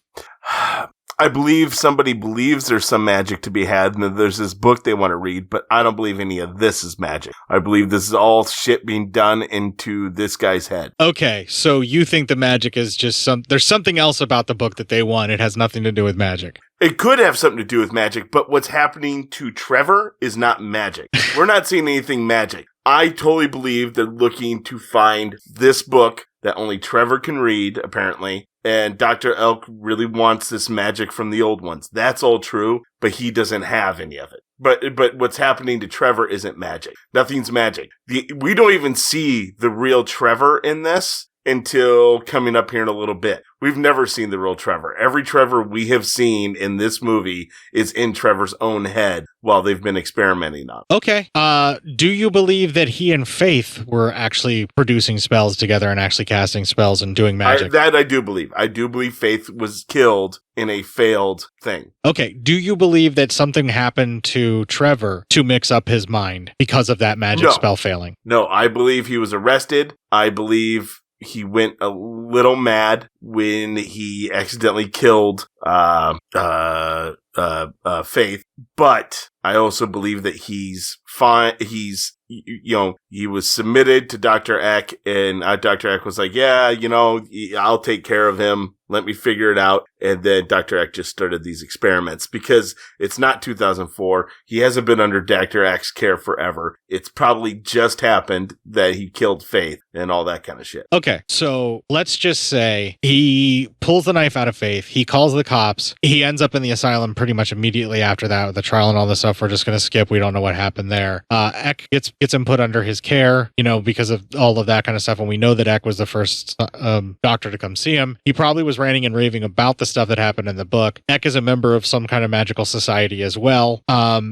He's in the general same area. So obviously this was a book that someone had and hid in this house that he found, maybe, or something along those lines. And you're saying that specifically the magic stops the minute we see him grab the knife and pull it out of Faith, like that. The spell is definitely over. There's no more spell casting in the movie. That's the only thing. Yeah. Okay. Yes, I believe that. And all the other things that we're seeing is science-based hallucinations happening in his mind. Because his brain is being toyed with. I think it's both, is what I'm saying. I think they are. Okay. I think they're fucking with his brain, but I think there's also another layer that you can go back and watch again and see where there are repercussions for the choices that he's made with magic. Like, I think that's why his brain is actually scattered, because they're digging through his memories, yes, and they're trying to find, but all they really have to do is start going backwards from the time he killed his wife, but they can't do that. So they're trying to jump around and find what they can where they can, because they can't get him to remember what happened. But the reason that is because all of those memories are actually occupied by Faith. Everything that he has, it's a memory of Faith, is actually Faith in his mind now after that failed spell, because it backfired and went into him, is what she explains. So I think there's still magic going on, and I think they're actually fucking with his brain. And I think these two things happening in conjunction is, to put it in a Hammer film parlance, they're meddling with powers they couldn't possibly comprehend on all levels. Yeah, I'm still down with they haven't gotten to the magic yet. They're still just fucking with his brain to get to the magic book. Okay, but that's where the magic ended for you when Faith is stabbed. Yeah. Cool. That's fine. That's a totally valid way of looking at it. I think it's both because it makes me enjoy it more. And I'm sad that you can't enjoy it on that level that I can, my man. All right. I'm still enjoying this movie. Yeah. I know, but not as much as me. Dick.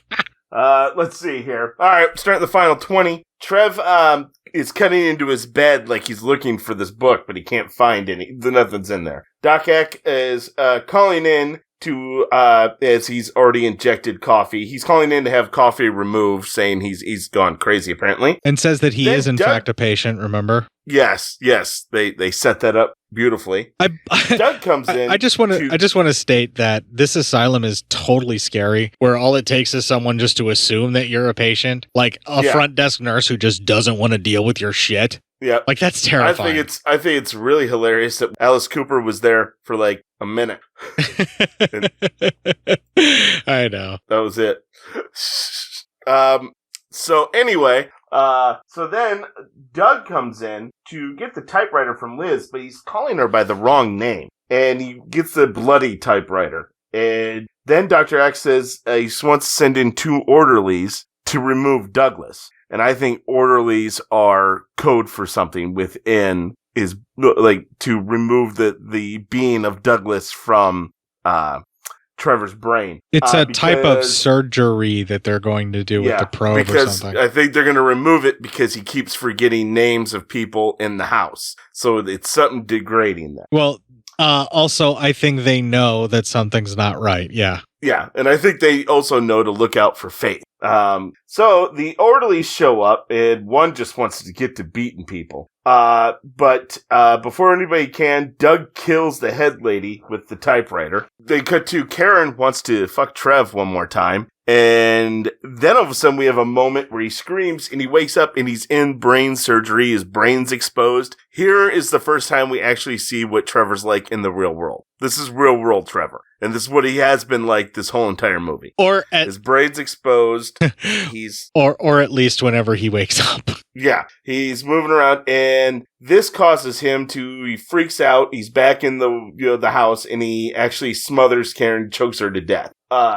Did you notice the way he was thrusting at her while he was choking her too? Yes, it looked like it was very rapey. Yeah, it was a very simulated rape while he was doing it, and it was like he was like gyrating and having some kind of a reaction to the stimulating of his brain, you know? Yeah, and it was so bizarre and kind of just, I don't know, like it didn't portray what I think they were trying to portray. I think they were trying to show that like he was being electrocuted and it was forcing him to strangle her. But what it looked like was that he was fucking raping her and strangling her at the same time, or at least simulating the motion of raping her while strangling her to death. And I don't know if they meant to do that or not, but like even if they didn't, it very heavily looked like it and was very disturbing for that reason. Yeah. So then the orderlies show up and Doug answers the door and they said they're looking for Doug. And he said, "Oh, I'm not Doug. The fat guy upstairs, Doug. Make sure you use your billy clubs to take him out because he really needs to get beaten." Yeah, I don't know if this is a program or something that they're running to remove Douglas, but like it's just weird. Yes. So one of the orderlies sees the blood stain on the floor. And then the other orderly goes up. He finds Ron and, he hits him over the head with his billy club. And then Doug comes up and he says, "Hey, where's your friend?" And he goes, "I don't know, probably looking for the bathroom or something." And, so then Doug finds the other one who has found the body of the head lady. And he starts whacking that guy with his own billy club. So, sorry about your damn luck. Then we see Dr. Ack. He is actually having his people destroy all evidence. He tells a couple of guys, "You're technically evidence. I'd start moving east as fast as you can." Yep. He's like, I'd get away from me if I were you. You're like, "Oh, okay. Thanks, Doc, for all your help, I guess." And he says he would do it, but someone has to make the final note. So something must be going on. So things are coming to a head, yeah. Yeah. Things are getting ready to end. Well, they're close to getting what they want, but at the same time, the authorities are closing in on them, apparently. Yes, something's starting to come up. Yeah, something bad's on the horizon, but also they're about to win. Yeah. Some great stuff here.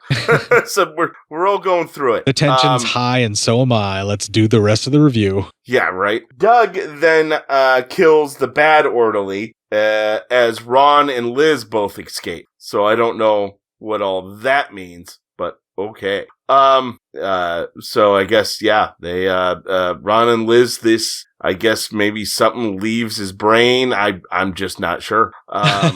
Yeah, in your vision of things where it's all definitely inside his head and scientific, this is not in any way, shape, or form probable or plausible. Unless it's inside a memory that already existed where he actually did interact with the actors and both Faith and the doctors are intervening on this. And maybe there was some killing that ended up happening at some point in time when he was in the asylum that Trevor also did, and then they went and did his brain in. Who knows why this is happening, but apparently in this version of it or in this scenario, somehow Liz and Ron escape. Yeah.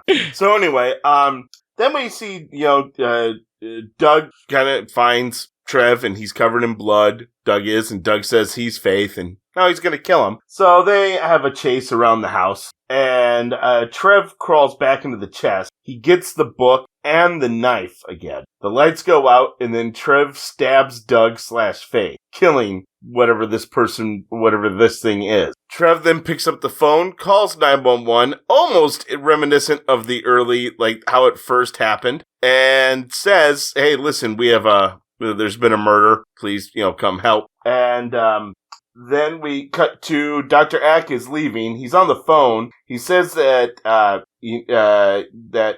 he's 20 minutes away, but he knows that he found the book, and now he's just going to go have him get it for him.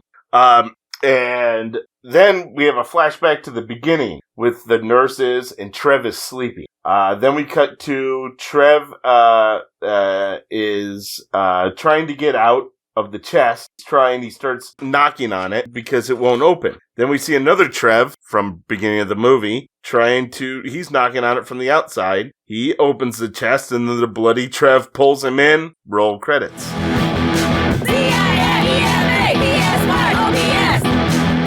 All right, go ahead. The floor is yours. In my opinion, because Trev with the nurses when he was sleeping didn't wake up this time when they mentioned it. This was Trev dying. Maybe not dying, but this is Trev saying, I'm done. I'm not going to be whoever for these people. And when bloody Trev pulled, live Trev into the chest, and other Trev's not waking up, that means he's permanently shutting down. He's gone. He's done. And he's not going to allow Eck to try to get the book because there's nothing left to wake up. And I actually believe that between what Eck did to him and what Faith was trying to do, he is locked in a loop of ever-shattering realities in his mind, living out all of these different lives constantly, because science and magic came together and formed this vortex of hell that is locked inside Trevor's head. And if that ever actually gets out, that's apocalypse, baby. Yeah, oh, damn. Maybe. Shit. He's basically like a black hole for reality and understanding and reasoning. Like, he is the antimatter to all and everything that is existence inside that head after what they've done. That's how I looked at it. That's the apocalypse basically trapped inside his head. Like, it's a way that like that could just become everyone's reality, where that's just how we're all gonna live because of everything that happened, Yeah, it could be. That's one of the ways that I've looked at it. I totally see it where they've just been fucking with his head, but there is definitely magic going on, and there is definitely the residue of a consciousness of Faith in some way, shape, or form inside his head that is not acting how he remembers it. And I don't believe that that's a doctor. I think it's only when he's actually in the House of Love, and the moments where he's having memories of Faith, he's not actually in the House of Love with his memories of Faith. I think that's Faith pulling at him and trying to communicate with him, because she's not done with him yet either. I think that's could be what the filmmakers are going for. Maybe I'm wrong. Maybe you're right. It doesn't matter. It's just how we're both interpreting it. I'm not trying to convince you. I'm just trying to say that that's some of the things that I see is what I'm getting at. I obviously, if in case anybody couldn't tell at this point, obviously I really like this movie, and I get the inclination that while it was the biggest pain in a fucking ass for you to do the fucking notes for this guy, that you actually really enjoyed the film too, it seems like. I did really actually enjoy the movie. I did. Yeah. So, it kept my interest. Yeah, I was a bitch to note, but at least it was interesting. Yeah, you were definitely not wrong. I cannot believe that we've talked this long about the film, but at the same time, I actually can. Yeah. Yeah, I'm fucking worn out. I'm fucking tired. I'm sure you are as well. We're going to skip the fucking news. And unless you got anything else to say about the movie, I think I've said more than enough. Yeah, man, I'm tapped. All right, let's close out this fucking show and let's give everybody a rest, because man, my ass is tired from sitting in this fucking chair. Right. If you enjoyed this show, then make sure you check out the other great shows on the Legion Podcast Network, like Cinema Psyops, Cinema Beef, Devour the Podcast, Duncan and Bo Come Correct, Exploding Heads Horror Movie Podcast, Friday the 13th, Get Slayed, The Helming Power Hour, Hello, This is the Doom Show, Hero Hero Go Show, Kill the Cast, Underwater Kaiju from Outer Space, Jerry Hates Action, Legion After Dark, Mental Health, Obsessive Cinema, Discourse, Pick Six Movies, the podcast by The Cemetery, the podcast on Haunted Hill, the Psychosemantic Podcast, Rick Radio, House of Wax, Dude Looks Like the 80s, Rabbit and Red Radio, The Shadecast, Short Bus Cinema, Two Drink Minimum Commentaries, The VD Clinic, Who Will Survive Horror Podcast, and Witch vs. the Doomsday Clock. With such a wide spread of shows, there is guaranteed to be a niche for you to fall in love with. Horror, politics, movies, books, sex, music, commentaries, health, video games, kaiju, action, news, comedy, and opinions that would most likely get you killed in some parts of the world. We are proud to bring you some of the best podcasting in the world. Check us out at www.legionpodcast.com, iTunes, Spotify, Stitcher, YouTube, and any other dark corner of the internet where podcasts can be found. Oh, Jesus Christ. Okay, so if you're listening on the Pirate Radio edit, that is Spookies Mortem. That is the name of the song. I am not pronouncing that right. There is no fucking way that is the case, that I am pronouncing that right. But, okay, so it is Spookius. Spookius? Does anybody else have an idea of what that is? You want to chime in on this, Matt? Yeah, no, fuck you. Why don't you go ahead, just fucking close out the fucking show. Mortem. Let me go ahead and try to I can't pronounce the most basic words in the human language. What the fuck are you doing over here? Okay, and then Mortem. Mortem, right? That sounds right to Mortem. you. That sounds right. The song is by Nocturne. I'm just fucking with you. The song's by Nocturne? Nocturne, yeah. Nocturne. It reminds me of... Love their emissions. Yeah, it reminds me of like some serious like industrial stuff that I used to be really into, and then like some of the more extreme end of the goth that went like ultra industrial too. So when it showed up in the movie, I was really into it, and I'm glad I found the song. So there we go. And yeah, we're done talking about it, Court. Let Matt go. He's tired. He's grumpy. Let me go, man. I'm getting loopy over here. Oh, like you weren't loopy when we started. All right, so if you want to find all the other instances where Matt wanted to leave and Court kept him recording over and over again, no matter what, just kind of like in the Attic Expeditions, only with podcasting, you can find those other instances of something that probably will never happen or has ever happened at legionpodcast.com/cinema-psyops. Everything we've ever covered and then again have not covered is also available there. Jesus. I'm locked in a hole of not knowing what's real anymore, Matt. What's real? Did we actually do the show, or do we have to start doing it again? I don't remember. I really don't. Like, I think something has lasted from the effects from the film, but I'm pretty sure that we have an Instagram available at cinema_psyops. That is a page where I think we post memes, if that sounds right. Oh, them sweet, sweet memes. We also are available... That's gonna get you all banned in the next year or two. Probably. We're also available to you on the Twitters, that hate-filled shitfest that got reformed into a pornbot heaven by the unfollow, the mute, and the wonderful features of just getting rid of people on social media, because you don't have to give them your attention. Pornbot heaven. That was almost not awful. I'm available there as @Court_psyop, and he is available there as almost not awful at Psyop Matt. So everything's almost not awful. Hey, Matt, that's high about praise. the best praise you're going to get, yeah. That's high praise. You can email feedback to Matt and tell him that he's often not awful, psyopmatt@gmail.com. I hear sometimes I'm downright unpleasant. That's pretty much that's a compliment in my world. You can also email feedback to Court, cinemapsyopscourt@gmail.com. Let him know that he's fair to middling or absolutely acceptable. You shouldn't be shunned by society. There you go. That's a compliment. Well, while you're out there micro-supporting your fellow man, kick the fuck out of this weekend. Fuck off. Hello? Hey, can you hear me? Yep. All right, what about... You hear that? Yep. Yep. All right. You recording on your side yet? I am now. 1, 2, 3. Everything's coming through. I just emptied the trash, so I feel really good about the computer. I have no idea why, but my Mac restarted on me, so I had to open everything back up. This is fun times. Yeah, this is the one that had that power failure issue, where I replaced the board on it, so I don't think it was that. But it's also old, so hopefully it'll make it through the show. Let's cross our fingers. Yeah, well, yeah, no shit. You know what? You're not the only one. This laptop B-sodded on me earlier today, so... Yeah, we need new computer gear, man. Probably. we should start begging Bo. Be like, Bo, is there any of that sweet, sweet Patreon money available for us to get a computer? Father, we just need a laptop. Please, Bo. I want some more. All right, you did the Attic Expeditions, correct? Yes. All right, let's fucking do the show then. Fucking A.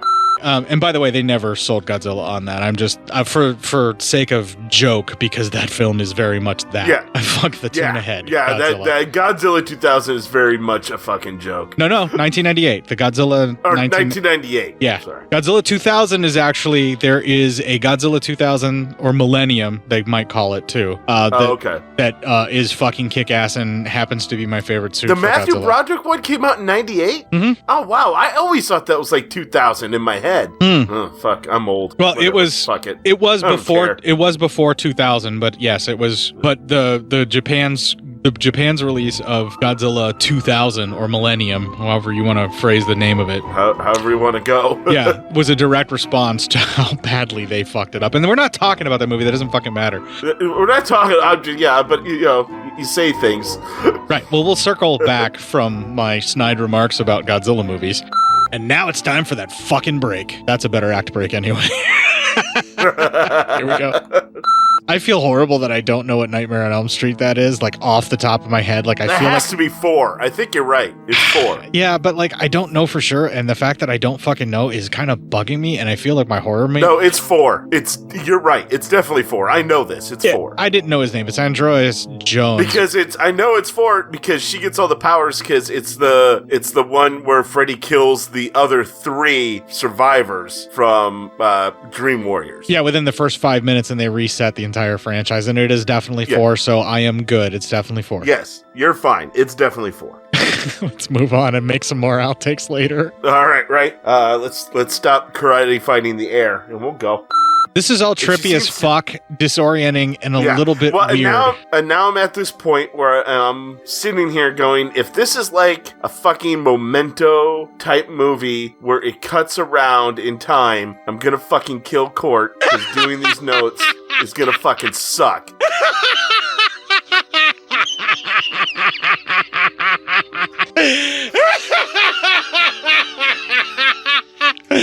Oh, your pain is like fine wine to me. I'm like, if this is a time jumping movie, I'm just fucking done already. Dude, I'm This laughing so fucking sucks. hard at you that I am fucking lightheaded. I'm so sorry, but you know this is going to make for a great show, and that's why I'm laughing. I know. And number one, I know someday now, because I said it, you're going to make me do Memento, and I'm just going to go ahead and kill myself. Oh, don't threaten that. That's horrible. I don't want to note Memento. I watched that movie once, and it took me a literal week just to get it out of my system. All right, dude. That will be duly noted. That's on a hard no list. Or if we do it, someone else does the notes. All right, dude. Oh, man, I'm going to start doing drugs again. I'm going having flashbacks of that movie. And it's in our first clip. Check the time out on this motherfucker. Jesus fucking Christ. Uh-huh. Yep. Welcome to the Thunderdome. 5 fucking minutes. I'm totally going to the bathroom. How do you feel? I would. I'm your doctor, Dr. Eck. Trevor BRB, biatch. We meet again. Yeah. Well, the operation. Jesus, there's still like 3 fucking minutes left. Yeah, man. I told you. Welcome to the Thunderdome. So I don't envy you your job, and I do feel somewhat bad, but at the same time, I know this is going to make a great show, and that's why I was laughing at you. Yeah, at the same time, you don't care. I'm also a sadistic prick, and I've gone through worse for this show. You bastard. Supporting your fellow man, kick the fuck out of this week and make it your bitch. Oh, well done. And I've stopped recording.